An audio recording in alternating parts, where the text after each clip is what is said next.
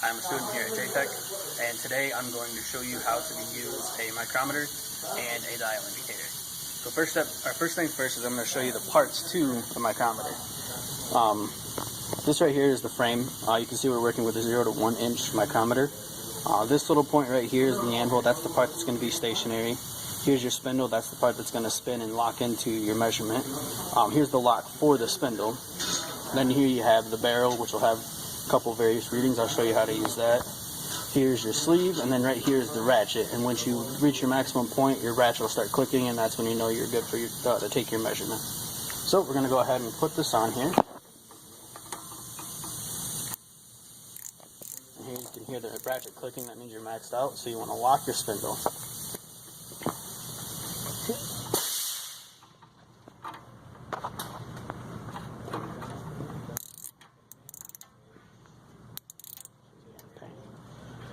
Alright, so now that we've got it locked out, we're going to take the measurement. So because we're 0 to 1 inch, we're going to start out with the smallest number there, so that's going to be a 0. And then if you look real close on the barrel here, the barrel here, you can see the last number that we can physically read is the number 8. So we're going to have 8/10 right there. The next number we're going to look for is these little tiny marks between the regular numbers here. Each one of those is going to be 0.025. So we got 0.025. That means the next one we can read is the 0.05. So that number there is going to be 0.05. I'm going to write these down so I don't forget them.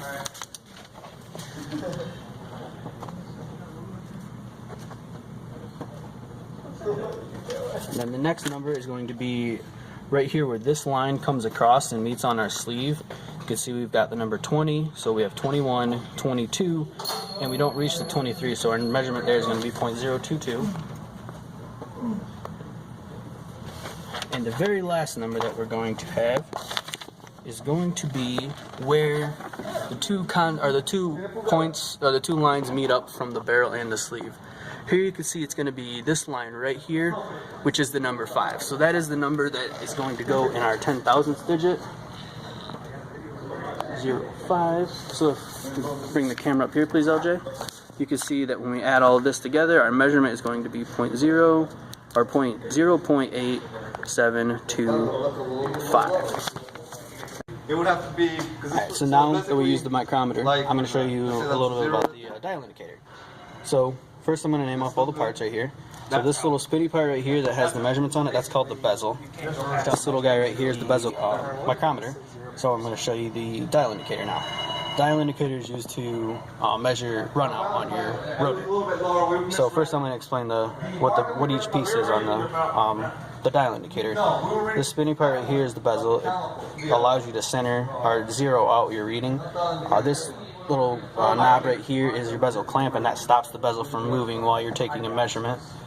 Right here, this little guy is the stem that holds the spindle inside. This little measurement, or this little thing right here, is the spindle, and you can see it's what moves in and out and takes your measurement. And then that right there is the contact point. That's what rubs against the rotor to find the runout number. So the first thing you want to do when you have one on here is you want to keep spinning. You want to spin the rotor and try to find the lowest point.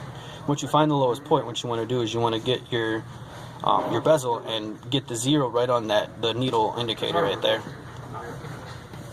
Once you do that, once you find your 0 number, you can go ahead and spin the rotor, and you can see that the needle or the indicator is starting to move already. The measurements for this car is going to be 0.015, and this 10 right here indicates 0.01. So as long as we don't go any higher than that line right there between the 10 and the 20, then this rotor has a good runout. First, when you set it up, you want to set it up safely. So we have it sitting on safety right here where it won't move. Looking for our start point. I went ahead and marked that on our rotor so we know when we can stop. There's our start point right there. So we know that this rotor has good runout and it's within manufacturer's requirements.